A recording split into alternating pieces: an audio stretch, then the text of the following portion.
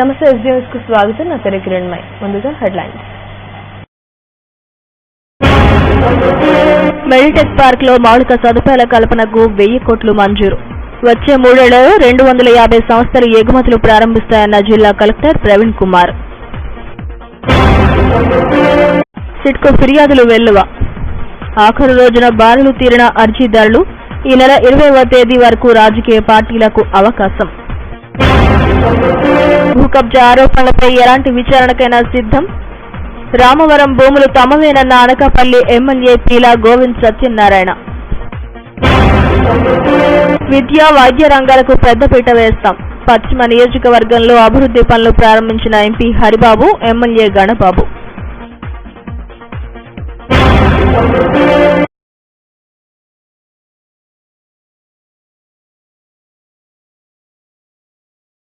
రాష్ట్ర ప్రభుత్వ ప్రతిష్టాత్మక మెడిటెక్ పార్క్ లో 250 సంస్థలు త్వరలోనే ఉత్పత్తిని ప్రారంభించనున్నాయని జిల్లా కలెక్టర్ ప్రవీణ్ కుమార్ తెలిపారు.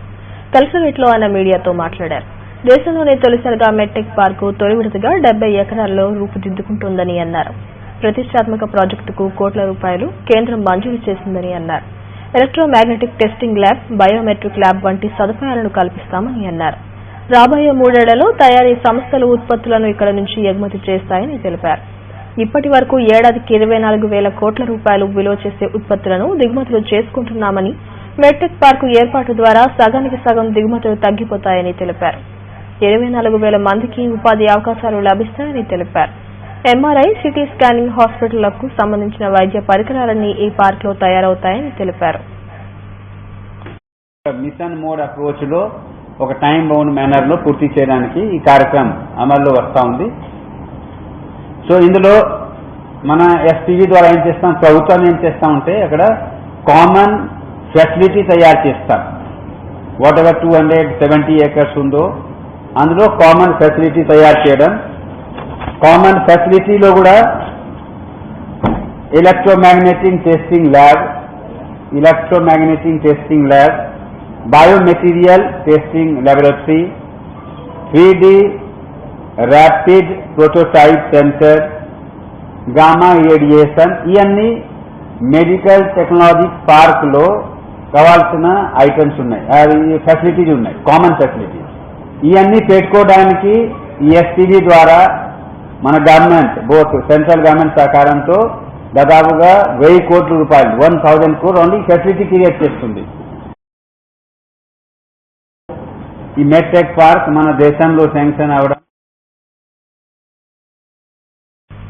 విశాఖ భూకుంభకోణంపై ప్రత్యేక దర్యాప్తు బృందానికి ఫిర్యాదులు వెల్లువల వచ్చాయి. సిట్ ఫిర్యాదులు స్వీకరించేందుకు చివరి రోజు కావడంతో కార్యాలయం అర్జీదారులతో కిటకిటలాడింది. బార్లు తీరిన వారిని అదుపు చేసేందుకు పోలీసులు రంగంలోకి దిగారు. శనివారం ఒక్కరోజే సుమారు 300 ఫిర్యాదులను సిట్ బృందానికి బాధితులు అందజేశారు. సిట్ ఫిర్యాదులపై రిపోర్ట్. భూ కబ్జా కోరలు చాస్తుంది. సాక్షాత్తు ఎమ్మెల్యేలే ఎకరాలకెకరాలు కైంకర్యం చేస్తున్నారనే ఆరోపణలు గుప్పుమంటున్నాయి. అధికార పార్టీ మంత్రి దీనిపై నిగ్గు తేల్చాలంటూ గలం విప్పడంతో కలవరం మొదలైంది. దీంతో పాటు విపక్షాలు ఆందోళన బాట పట్టడంతో ప్రభుత్వం విశాఖ భూ కుంభకోణాన్ని వెలికి తీసేందుకు సిట్ బృందాన్ని నియమించింది. సిట్ అధికారులు విశాఖలో అడుగుపెట్టిన నాటి నుంచి ఫిర్యాదులు అందుతూనే ఉన్నాయి. రోజుకు 100 కొద్ది ఫిర్యాదులు వెల్లువలా వచ్చిపడటంతో అధికారులు విస్తుపోయారు. ప్రధానంగా అధికార పార్టీ ప్రజా ప్రతినిధులు కబ్జాలపై ఎక్కువ ఫిర్యాదులు అందినట్లు సమాచారం. భూ కుంభకోణంపై గలం విప్పిన మంత్రి అయ్యన్న సిట్ బృందం ముందుకు చిట్టా పట్టుకెళ్లారు. 3 ఏళ్ల నుంచి నెత్తి నోరు బాదుకుంటున్నా ఎవరూ పట్టించుకోవడం లేదని అధికారులకు నివేదించారు. ఎప్పుడు పిలిచినా తాను అందుబాటులోనే ఉంటారని, దోషులను శిక్షించి తీరాలని మంత్రి అయ్యన్న చెబుతున్నారు. దీంతో టీడీపీలో ప్రకంపనలు మొదలయ్యాయి. భూ కుంభకోణంలో భాగస్వాములుగా ఉన్న నాయకులకు గుండెల్లో రైళ్లు పరిగెడుతున్నాయి. అయ్యన్న సిట్ ముందుకు వెళ్లడం అంతా ఓ పెద్ద బూటకమని వైకాపా సీనియర్ నేత, మాజీ మంత్రి బొత్స సత్యనారాయణ విమర్శించారు. సిట్ కేవలం కాగితాలు తీసుకోవడానికి మాత్రమే పరిమితమవుతుందని, సీబీఐ విచారణతోనే వాస్తవాలు బయటకొస్తాయని పునరుద్ధరించారు. సాక్షాత్తు మంత్రి గారు వచ్చింది, ఒక మంత్రి గారు, జిల్లాకు చెందిన మంత్రి గారు సిటీ దగ్గరికి వెళ్ళి, అయ్యా మీరు అంటున్నట్టు 230 ఎకరాలు కాదు, సుమారు 1600 ఎకరాలు వచ్చి అన్యాక్రాంతమయ్యాయి. ప్రభుత్వ భూములు ఇచ్చి అప్పులు తీసుకున్నారు. ల్యాండ్ ఎక్విజిషన్ చేస్తున్న డబ్బులకు వచ్చి అధికంగా తీసుకున్నారు అని చెప్పి మంత్రి గారు వచ్చి ఇవాళ ఇస్తున్నారంట. ఇదంతా కూడా ఒక డ్రామా. ప్రభుత్వంలో ఉన్న మంత్రి గారు ముఖ్యమంత్రి గారు తనయుడు మంత్రులు అందరూ కలిపి చేస్తున్న కార్యక్రమాల్లో మంత్రి గారు మీ దగ్గర పనిచేస్తున్న ఆ పోలీసులు చెప్తే వాళ్ళు ఏం చేస్తారు?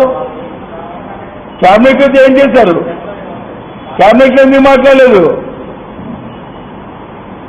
ఈ విషయాన్ని ఎందుకు అక్కడ మీరు ఖండించట్లేదు? శాశ్వత జరుగుతున్న కార్యక్రమాన్ని మన బాధ్యత లేదా? కాబట్టి ఇదంతా ఒక డ్రామా, ప్రజల్ని పంపబెట్టడానికి, ప్రజల డైవర్షన్ ని డైవర్ట్ చేయడానికి ఇవాళ చేస్తున్న ఇది ఒక ప్రక్రియ. సిట్ బృందం ఫిర్యాదుల స్వీకరణకు గడువు ముగియడంతో ఇక అసలు కథ ప్రారంభం కానుంది. రాజకీయ పార్టీలు కూడా ఈ నెల 20వ తేదీ వరకు ఫిర్యాదులు ఇచ్చుకునే వెసులుబాటును కల్పించారు. ఈ ప్రక్రియ పూర్తయితే క్షేత్రస్థాయి పరిశీలనకు అధికారులు శ్రీకారం చుట్టనున్నారు. మొత్తం వ్యవహారంలో ఎవరి మెడకు ఏం చుట్టుకుంటుందోనని ఆందోళన సర్వత్రా నెలకొంది. అనంతపురం మండలం రామవరం గ్రామంలో 70 ఎకరాల భూములు తన తండ్రి తనకిచ్చిన భూములని అనకాపల్లి ఎమ్మెల్యే పీలా గోవింద సత్యనారాయణ అన్నారు. స్థానిక హోటల్లో ఆయన మీడియాతో మాట్లాడారు. రామవరం గ్రామంలో సర్వే నెంబర్ 127, 128, 129, 130లలో తన కుటుంబ సభ్యులకు 70 ఎకరాల పొలాలున్నాయని తెలిపారు. గత కొన్నేళ్లుగా ఇవి తమ ఆధీనంలోనే ఉన్నాయని, జీడి మామిడి తోటలు కూడా వేసుకున్నట్లు తెలిపారు. ఈ భూములు ప్రభుత్వ భూములని కొన్ని పత్రికల్లో వార్తలు రావడం చూసి తాను మీడియా ముందుకు వచ్చినట్లు తెలిపారు. రెవెన్యూ అధికారులు ఇప్పటి వరకు తనకెటువంటి నోటీసులు ఇవ్వలేదని, తన భూమికి సంబంధించిన అన్ని ఆధారాలు తన వద్ద ఉన్నాయని చెప్పారు. కొందరు తనను రాజకీయంగా బదనాం చేసేందుకు ఇటువంటివి ప్రచారం చేస్తున్నారని చెప్పారు.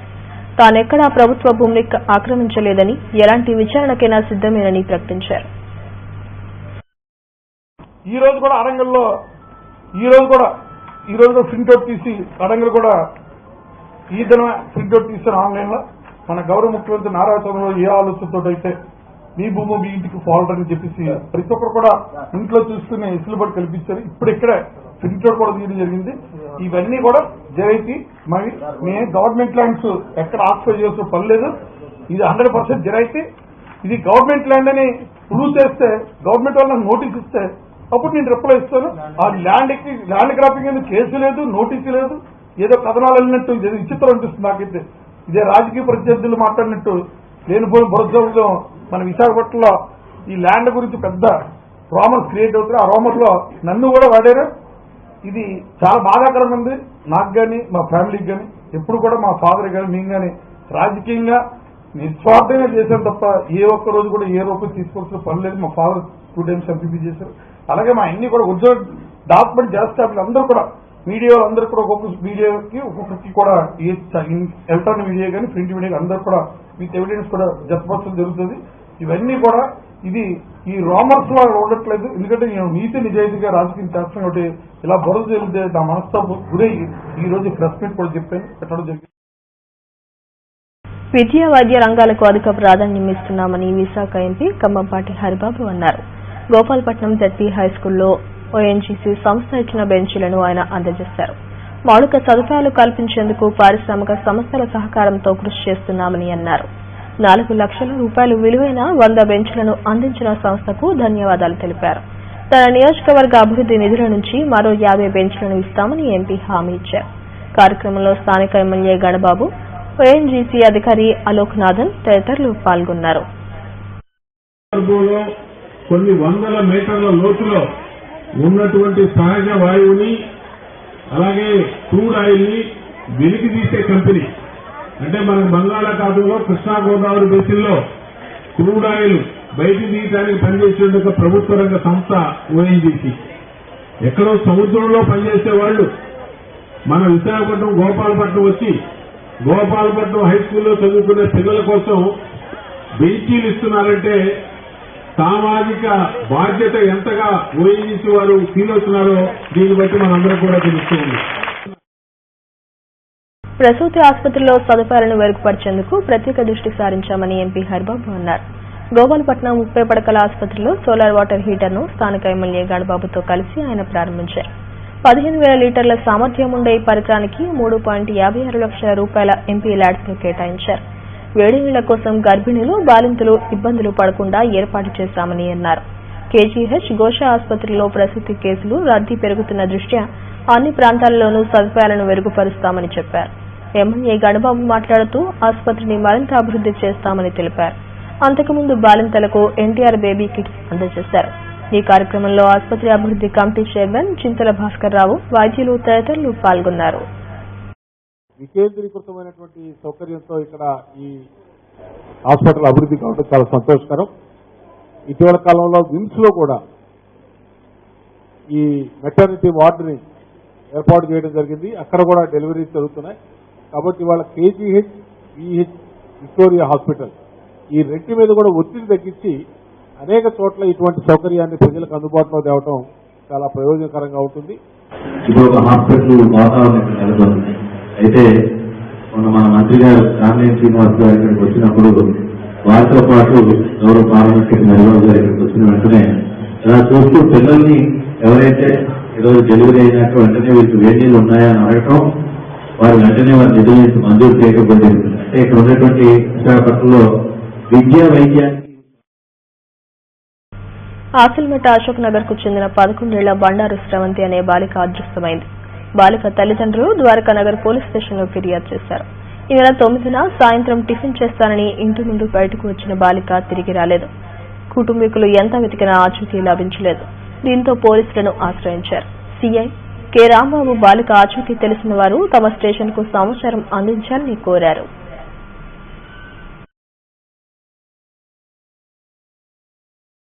2017 సంవత్సరంలో నా బడ్డారి స్రవంతి అని ఆసిల్మెంట్ జంక్షన్ అశోక్ నగర్ చెందిన అమ్మాయి టిఫిన్ తినడానికైనా అశోక్ నగర్ బైక్ వచ్చి అక్కడి నుంచి అమ్మాయి మిస్ అయిపోయిందని చెప్పి వాళ్ళ ఫాదర్ 10/7/2017 కంప్లైంట్ మాకు Dwaraka Nagar police station complaint ఇవ్వడం జరిగింది.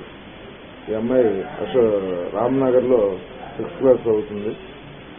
కాబట్టి ఈ అమ్మాయి తప్పిపోయిన అమ్మాయి ఎక్కడైనా సరే మీకు ఎవరికైనా కనిపించిన ఫోటోలు యాడ్ చేస్తున్నారు. మాకు ద్వారకా నగర్ పోలీస్ స్టేషన్ కి ఇన్ఫార్మ్ చేయవలసిన కోరుతున్నాం. నా నెంబరు 9440904332. లేకపోతే డైలీ వాయువ్య బంగాళాఖాతంలో ఏర్పడిన ఉపరితల ఆవర్తనం ప్రభావంతో కోస్తాలో భారీ వర్షాలు పడే అవకాశం ఉందని వాతావరణ శాఖ తెలిపింది. 2 రోజుల్లో ఆవర్తనం అల్పపీడనంగా మారనుంది. తేలికపాటి నుంచి ఓ మోస్తారు వర్షాలు కురుస్తున్నాయి. రాష్ట్రంలోని పలు ప్రాంతాలలో ఇప్పటికే మోస్తారు నుంచి భారీ వర్షాలు కురుస్తున్నాయి. ఈ ప్రభావంతో నగరంలో చల్లని వాతావరణం ఏర్పడింది. చిరుజల్లులు కురిశాయి. ఈ నెల 16 నుంచి కోస్తా తీరంలో భారీ వర్షాలు కురిసే అవకాశం ఉందని వాతావరణ నిపుణులు తెలిపారు.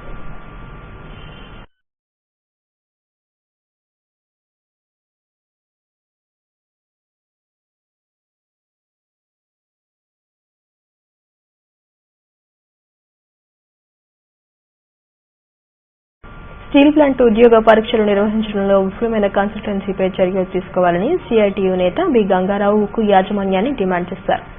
గాజువాక సిటు కార్యాలయంలో ఆయన మీడియాతో మాట్లాడారు. పరీక్షల నిర్వహణలో తరచూ విఫలమవుతున్న తీరుపై యాజమాన్యమే పూర్తిగా బాధ్యత వహించాలని అన్నారు. జూనియర్ ట్రైనీ పరీక్షను కన్సల్టెన్సీతో చేసుకున్న ఒప్పందాన్ని రద్దు చేయాలని డిమాండ్ చేశారు.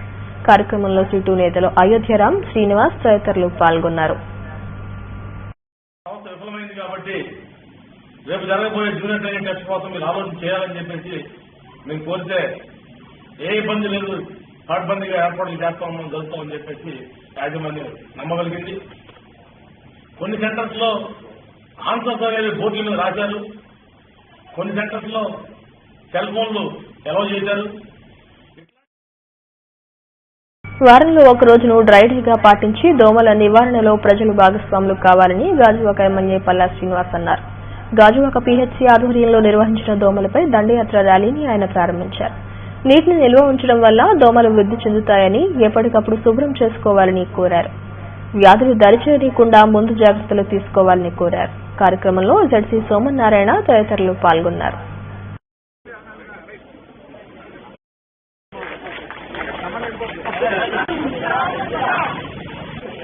దోమలపై దండయాత్ర అనే కార్యక్రమాన్ని శ్రీకారం చుట్టేందుకు గాను మరి ఈ వర్షాకాలంలో వచ్చేటువంటి రోగాలు ఏవైతే ఉన్నాయో దాన్ని నివారించడంలో ప్రతి ఒక్కరు కూడా భాగస్వామ్యం కావాలని చెప్పి ఈ సందర్భంగా కోరుకుంటూ, ముఖ్యంగా వర్షం పడేటప్పుడు నీరు ఎక్కడైతే నిల్వ ఉందో అక్కడ ఈ లార్వా ఫామ్ అయ్యి దాని నుంచి దోమలు పుట్టుకునే అవకాశం ఉంది. టీడీపీ అర్బన్ జిల్లా కార్యదర్శిగా ప్రమాణ స్వీకారం చేసిన దొడ్డి రమణను స్థానికులు ఘనంగా సత్కరించారు. ప్రభుత్వ పథకాలను ప్రజల్లోకి తీసుకువెళ్లి పార్టీ బలోపేతానికి కృషి చేస్తానని దొడ్డి రమణ అన్నారు. పార్టీలో కష్టపడిన వారికి తగినంత గుర్తింపు లభిస్తుందని అన్నారు. కార్యక్రమంలో 50వ వార్డు ప్రజలు పాల్గొన్నారు.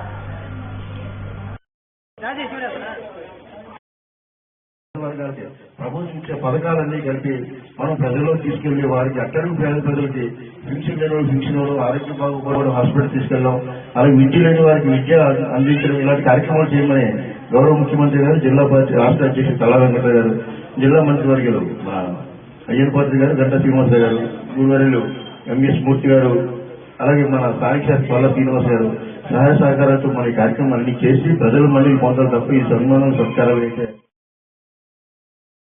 గాజువాకలో సినీ హీరోయిన్ తమన్నా హల్చల్ చేసింది. నూతనంగా ఏర్పాటు చేసిన సౌత్ ఇండియా షాపింగ్ మాల్ 13వ బ్రాంచ్ ని స్థానిక ఎమ్మెల్యే పల్లా శ్రీనివాస్ తో కలిసి ఆమె ప్రారంభించారు.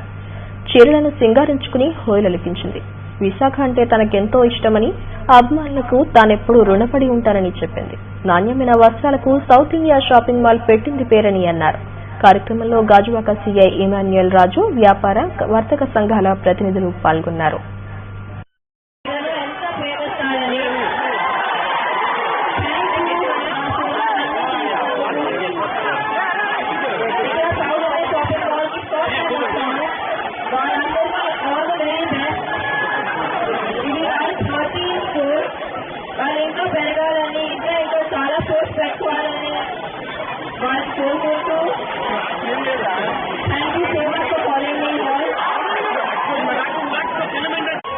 ఒకరు గుర్తుపెట్టుకోండి, మీ గురించి మీ ఇంటి దగ్గర మీ అమ్మా నాన్న చూస్తున్నారు. మీ గురించి మీ ఇంటి దగ్గర మీ అక్క పిల్లలు చూస్తున్నారు. మీరు బయటికి వెళ్ళిన దగ్గర నుండి వచ్చేంత వరకు మా అబ్బాయి ఏం చేస్తున్నాడు, మా అబ్బాయి క్షేమంగా వస్తాడా లేదా అని చూస్తున్నాడు. కాబట్టి మీ అమ్మా నాన్నలకి ఇబ్బంది కలుగజేయకండి, వాళ్ళకి దుఃఖం కలుగజేయకండి. దయచేసి మీరందరూ కూడా స్టూడెంట్స్, మీ అందరికీ తెలుసు అనేక యాక్సిడెంట్లు జరుగుతున్నాయి. మన నిర్లక్ష్యం, ఎదుటివారి నిర్లక్ష్యం, రోడ్ ఇంజనీరింగ్ నిర్లక్ష్యం. కేంద్ర రాష్ట్ర ప్రభుత్వాలు కార్మిక హక్కులు కాలరాస్తున్నాయని ఐఎన్టీయూసీ రాష్ట్ర ఉపాధ్యక్షుడు డాక్టర్ మోహన్ కుమార్ ఆందోళన వ్యక్తం చేశారు. డీఆర్ఎం కార్యాలయం వద్ద రైల్వే శ్రామిక కాంగ్రెస్ కార్యాలయంలో ఏర్పాటు చేసిన మీడియా సమావేశంలో ఆయన మాట్లాడారు. కార్మిక చట్టాలకు తూట్లు పొడిచేలా రాష్ట్ర ప్రభుత్వం వ్యవహరిస్తోందని, ఇప్పటికైనా తీరు మార్చకపోతే తీవ్ర ప్రతిఘటన తప్పదని హెచ్చరించారు. యూత్ ఈ కార్యక్రమంలో మంత్రి రాజశేఖర్, మౌళేశ్వరరావు తదితరులు పాల్గొన్నారు. వ్యవసాయ కూలీలకి పని కల్పించాలనేది ప్రవేశపెట్టడం జరిగింది. దానికి అనుగుణంగానే Mahatma Gandhi national rural employment guarantee act అనేది వచ్చింది. ఈ రోజునటువంటి ప్రభుత్వం దాన్ని ఏదో విధంగా నీళ్లు కట్టాలని చెప్పి ప్రయత్నం చేస్తుంది. రక్షాబంధన్ పురస్కరించుకుని పోస్టల్ శాఖ ప్రత్యేక కవర్ను విడుదల చేసింది. వెల్లంపేట పోస్టాఫీసులో జరిగిన కార్యక్రమంలో సీనియర్ సూపరింటెండెంట్ శర్మ కవర్ను ఆవిష్కరించారు. దూర ప్రాంతాలలో ఉన్న సోదరులకు రాఖీలను పంపుకునేందుకు వీలుగా ఈ కవర్ను రూపొందించినట్లు ఆయన తెలిపారు. ఆగస్టు 7వ తేదీన జరిగే రాఖీ పౌర్ణమి శుభాకాంక్షలు తెలియజేసేందుకు ఆడపడుచులు ఉపయోగించుకోవాలని కోరారు. ఈ కార్యక్రమంలో పోస్ట్ మాస్టర్ ప్రసాద్ తదితరులు పాల్గొన్నారు. సోదరులు వాళ్ళ తమ్ముళ్ళకి, అన్నయ్యలకి రాఖీ పంపించే అలవాటు చాలా అనాదిగా వస్తుంది, పురాతన సాంప్రదాయం. సో వాళ్ళు ఈ రాఖీ పంపించుకోవడం కోసం విశాఖ భూకుంభకోణంపై వేసిన సిట్ దర్యాప్తు కంటితుడుపు చర్యనని Uttarandhra political JC chairman JT Ramarao అన్నారు. సిట్ కార్యాలయం వద్ద ఆయన మీడియాతో మాట్లాడారు. సాంకేతికతను వినియోగించుకోకుండా సిట్ రికార్డులు ట్యాంపరింగ్ ను ఏ విధంగా నిరూపిస్తుందని అన్నారు. టీడీపీ ప్రభుత్వం సీబీఐతో దర్యాప్తు చేయించాలని డిమాండ్ చేశారు. ఈ కార్యక్రమంలో నరసింహమూర్తి, రమణ తదితరులు పాల్గొన్నారు. నిర్వాసితులు పట్టుకొచ్చిన కాగితాలు ముందుకి వెనక్కి తిప్పి వీళ్ళు పరిశీలన చేసి రేపు రండి అని చెప్పి పంపించే విధంగా ఉన్నారు తప్ప ఆధునిక టెక్నాలజీని ఉపయోగించుకుని ఇవాళ ఎంఆర్ఓలు కానీ పెద్ద రెవెన్యూ నుంచి పోలీసు నుంచి అన్ని విభాగాలు వచ్చారు. టెక్నాలజీని ఉపయోగించుకుని ఆ జీపీఆర్ఎస్ ద్వారా ల్యాండ్స్ దగ్గరికి వెళ్లే విధంగా కానీ ఆ ల్యాండ్స్ పూర్తిగా అడంగల కాపీలని పరిశీలించే విధంగా గతం నుంచి ఎవరున్నారని సబ్ రిజిస్టర్లతో సమన్వయం చేసుకుని పూర్తి స్థాయి ఇన్వెస్టిగేషన్ కాకుండా తెల్ల కాగితాల మీద విచారణ జరుపుతా ఉంది.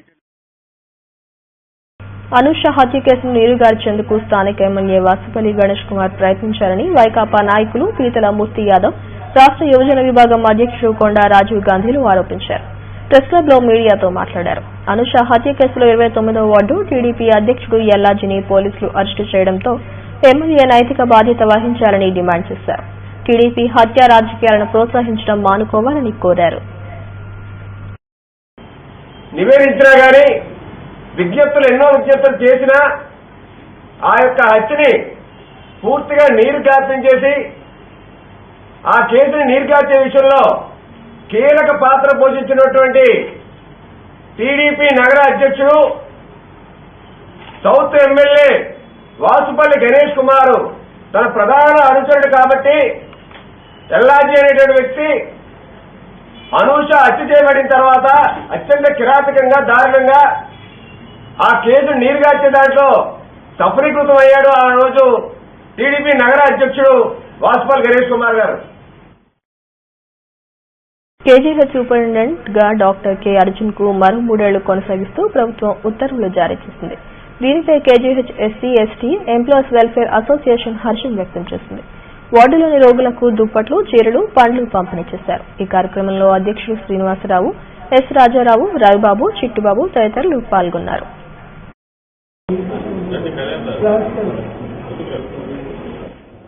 అదే సంస్థకి మాతృ సంస్థకి మళ్ళీ ఇంకొక 3 సంవత్సరాలు ఎక్కువ సర్వీస్ చేయాల్సే భాగ్యం నాకు కలిగినందుకు ప్రభుత్వం వారికి మరియు మా మంత్రి గారికి అదేవిధంగా మా డైరెక్టర్ గారికి అందరికీ కూడా నేను కృతజ్ఞతలు తెలియజేస్తూ ఉన్నా. ఏదైతే గురుతర బాధ్యతలతో మరి సమాజ సేవ చేయటం ప్రారంభించానో ఆ సమాజ సేవను ఇంకా ఎక్కువగా తీసుకెళ్ళడానికి నాకు ఈ మహిళా బిల్లును వెంటనే ఆమోదించి పార్లమెంట్లో చట్టం చేయాలని సిపిఎం డిమాండ్ చేసింది. జీవీఎంసీ గాంధీ విగ్రహం ఎదుట నిర్వహించిన ధర్నాలో కేంద్రానికి వ్యతిరేకంగా నినాదాలు చేశారు. 2014 ఎన్నికల ప్రచారంలో ఇచ్చిన హామీని బీజేపీ ఇప్పటికీ అమలు చేయలేదని ధ్వజమెత్తారు. వెంటనే మహిళా బిల్లుకు ఆమోదం తెలపాలని కోరారు. స్థానాలు కేటాయించేలాగా ఆ చట్టం ఉపయోగపడుతుంది. విదేశాల్లో ఉండేటటువంటి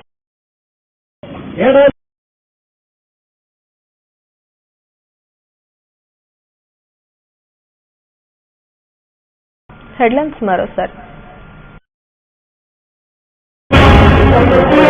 మెడిటెక్ పార్క్ లో మౌలిక సదుపాయాల కల్పనకు 1000 కోట్లు మంజూరు. వచ్చే 3 ఏళ్లలో 250 సంస్థలు ఎగుమతులు ప్రారంభిస్తాయన్న జిల్లా కలెక్టర్ ప్రవీణ్ కుమార్. సిట్కు ఫిర్యాదులు వెల్లువ.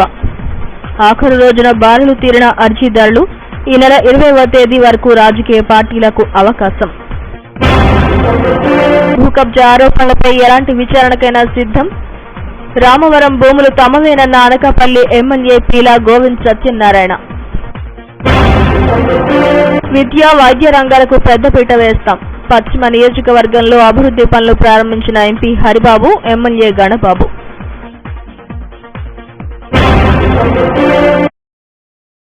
ఈ వార్తలు ఇంతటితో సమాప్తం. మరిన్ని వార్తా విశేషాల కోసం చూస్తూనే ఉండండి.